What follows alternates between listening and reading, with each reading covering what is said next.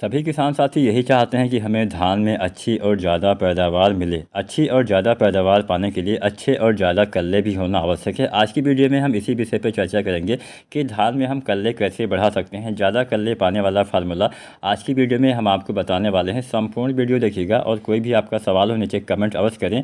और SRJ farming channel पर अगर नए हैं, अभी तक आपने सब्सक्राइब नहीं किया है तो सबसे पहले चैनल को सब्सक्राइब करके बेल आइकन दबाएँ। तो चलिए ज़्यादा समय नहीं लेते हैं, जानते हैं धान में कल्ले बढ़ाने कि वो कौन कौन से तरीके हम अपना सकते हैं। तो यहाँ पे हम कुल मिला के 5 तरीके आपको बताने वाले हैं। 5 बहुत ही आसान फार्मूला आपको बताने वाले हैं। तो चलिए एक एक फार्मूला हम जानते हैं। और कोई भी अगर आपको कुछ भी समझ में नहीं आता है, नीचे आप कमेंट करिए, हम आपके सभी सवालों के जवाब नीचे कमेंट के माध्यम से भी दे देंगे। तो चलिए वीडियो स्टार्ट करते हैं। किसान भाई, जो कल्ले बढ़ाने के पहले फार्मूले में हम इस्तेमाल करेंगे सागरिका। सागरिका इफ्को कंपनी की आती है। सागरिका एक तरह से ग्रोथ प्रमोटर है, जिससे आपके पौधे में वृद्धि वाले हार्मोन्स में तेजी आता है। मतलब आपके पौधे में भोजन बनाने की क्षमता में काफ़ी विकास कर देता है, जिससे अच्छे कल्ले भी आते हैं, अधिक फुटाव होता है, अच्छा उत्पादन भी आपको देखने को मिल जाता है। किसान साथियों, सागरिका आती है कुल मिला के 2 तरह से। एक आती है दानेदार वाली, एक आती है लिक्विड वाली। और जो दानेदार रूप में आती है वो भी आती है 2 तरह से। एक आती है सागरिका Z++, एक आती है सागरिका गोल्ड। वहीं एक लिक्विड वाली तो आती है जो सीसी में बोतल में आती है, लिक्विड रूप में, तरल रूप में आती है। तो यहाँ पे हम तीनों के बारे में आपको बताएंगे, कौन सा किस समय कितनी मात्रा में आपको इस्तेमाल करना है, जिससे आपको इसका अधिकतम लाभ मिल सके, अच्छे कल्ले आपके आ सकें। ये साथ साथियों, सागरिका डालने से आपके पौधे में कोशिका विभाजन अच्छे से होता है, जड़ों का विकास अच्छे से होता है, कल्ले का फुटाव अच्छे से होता है। जो भी आप खाद पानी लगाते हैं, पौधे अच्छे से उसको ग्रहण कर पाते हैं, जिससे पौधे के विकास में तेज़ी आती है, चमक अच्छे से बन पाता है, अच्छे कल्ले भी आते हैं, अच्छी ग्रोथ होती है और हमें अच्छा उत्पादन भी देखने को मिलता है। किसान साथियों, सबसे पहले जानते हैं सागरिका दानेदार हमें कब कितनी मात्रा में डालना होता है। तो सागरिका दानेदार, जैसा कि मैंने आपको बताया, 2 तरह से आता है। एक आता है सागरिका Z++, एक आता है सागरिका गोल्ड। तो दोनों में से कोई भी एक आप इस्तेमाल कर सकते हैं। इसका इस्तेमाल धान की रोपाई के समय जब आप खादों का इस्तेमाल करते हैं, चाहे जो भी आप खादें डालते हो, उसी के साथ में आपको इसका इस्तेमाल किसान साथियों कर देना है। रोपाई के समय अक्सर हमारे किसान साथी DAP वाली खाद का इस्तेमाल करते हैं, तो आप DAP खाद के साथ भी इसका इस्तेमाल बड़ी आसानी से रोपाई के समय 8 से लेकर 10 किलोग्राम प्रति एकड़ तक आपको करना होता है। कोई भी एक ही आपको डालना चाहिए, दोनों का इस्तेमाल एक साथ नहीं करना है, अलग अलग आपको, मतलब कोई भी एक ही आपको इस्तेमाल करना है। किसान साथियों, इसके साथ साथ आपको इसका इस्तेमाल केवल एक बार ही करना है, दोबारा नहीं डालना होता है।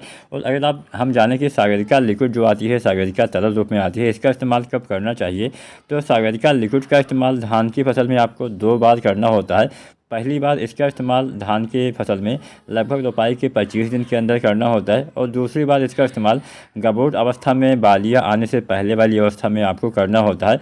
तो यहाँ पे सागरिका लिक्विड जो आपको डालनी होती है, 250 से 500 ml प्रति एकड़ तक आपको इस्तेमाल करना होता है। यानी 250 से 500 ml तक आपको एक बार में डालना है, और दोबारा से आपको डालना है वही गबोट अवस्था में, बालियाँ आने से पहले। तो जब आप पहली बार इसका इस्तेमाल करते हैं, आप सागरिका लिक्विड डालते हैं, तो इसके साथ में आपको डालना चाहिए NPK। जो NPK आता है 19-19-19, इसका इस्तेमाल आपको करना चाहिए। NPK 19-19-19 में नाइट्रोजन 19% पाया जाता है, फास्फोरस भी 19% और पोटेशियम भी 19% पाया जाता है। यानी ये जो मेन तत्व हमारे 3 होते हैं, नाइट्रोजन, फास्फोरस और पोटेशियम, ये बराबर मात्रा में 19-19-19% में पाए जाते हैं। तो किसान साथियों, तो इसका भी इस्तेमाल आपको करना होता है जब पहली बार आप सागरिका लिक्विड डालते हैं। अब यहाँ पे एक बात का ध्यान आपको ये भी रखना है कि अगर आपने धान की रोपाई के समय सागरिका दानेदार का इस्तेमाल किया हुआ है, तो आपको सागरिका लिक्विड नहीं डालनी है। हमारे बहुत सारे किसान साथी रोपाई के समय सागरिका दानेदार नहीं डाल पाते हैं, तो वही किसान साथी सागरिका लिक्विड डाल के भी इसकी पूर्ति कर सकते हैं। तो ऐसे ही किसान साथियों को डालना है, दोनों आपको नहीं डालना है, केवल एक ही आपको डालना है। चाहे आप सागरिका दानेदार रोपाई के समय डाल दें, चाहे सागरिका लिक्विड आप 25 दिन पे और मान के चलिए 50-60 दिन पे आप डाल दें।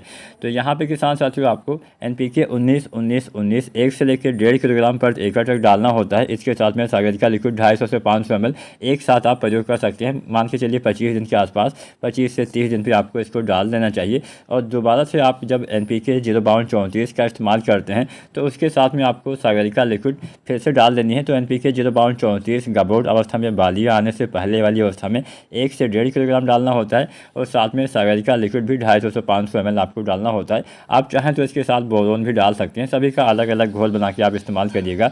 जो बोरोन आता है 20% वाला, इसकी 100 से 125 ग्राम मात्रा प्रति एकड़ तक ही आपको इस्तेमाल करना है। ज़्यादा मात्रा में बोरोन मत डालिएगा।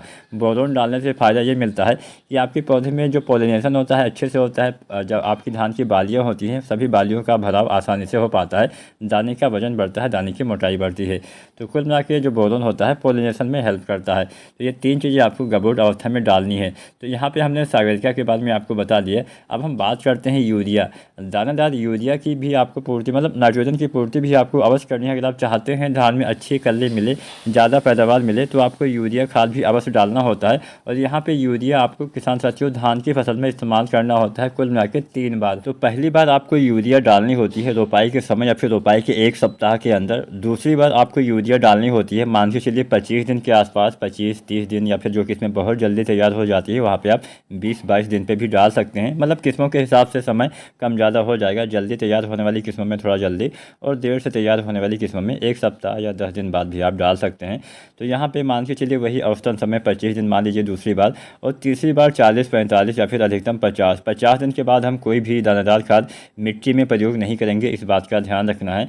और जो भी आपको खादों का इस्तेमाल करना है 50 दिन के भीतर ही करना। जो किस्में जल्दी तैयार हो जाती हैं उसमें तो आपको 40-45 दिन के भीतर ही डाल देना चाहिए।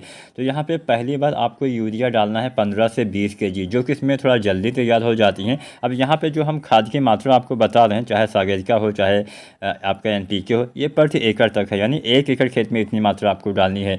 तो यहाँ पे 15 से 20 kg आपको यूरिया डालनी होती है। जो किस्में हमारी जल्दी तैयार हो जाती हैं उसमें 15 किलोग्राम, जो किस्में देर से तैयार होती हैं उसमें लगभग 20 किलोग्राम आपको नाइट्रोजन यानी यूरिया की पूर्ति करनी होती है। यूरिया 20 kg डालना होता है। और दूसरी बार आपको यूरिया डालना होता है 30 से 40 kg 25 से 30 दिन पे। तो 25 से 30 दिन पे 30 से 40 kg यूरिया डालनी होती है। 30 kg आपको कम दिन वाली वैरायटियों में और 40 kg आपको ज़्यादा देर से तैयार होने वाली किस्मों में डालना होता है।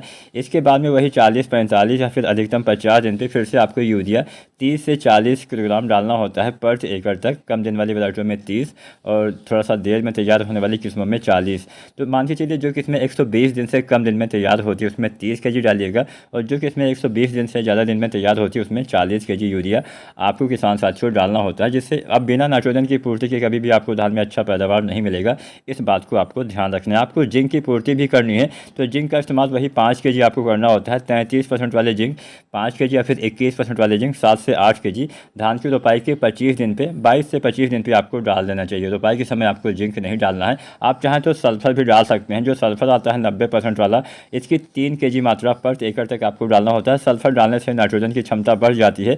जो आप यूरिया डालते हैं काफ़ी अच्छे से आपके पौधे को लगता है, जिससे आपकी फसल में कल्लों की संख्या में वृद्धि होती है। तो यहाँ पे हमने 4-5 तरीके आपको बता दिए। आपको सागरिका डालना है, यूरिया समय से डालना है, सल्फर भी डालना है, जिंक भी डालना है, और यहाँ पे आपको NPK 19-19-19 भी डालना है। अगर आप इन सभी का इस्तेमाल करते हैं, इस्तेमाल के समय किसान साथियों ध्यान ये रखना है कि खेत में पर्याप्त मात्रा में नमी होनी चाहिए। अगर खेत में नमी ना हो तो पहले सिंचाई करें, उसके बाद ही कोई भी खादों का इस्तेमाल करेंगे तो अच्छे कल्ले आएंगे, अच्छा उत्पादन आपको अवश्य मिल जाएगा। वीडियो को लाइक करें, चैनल सब्सक्राइब करें।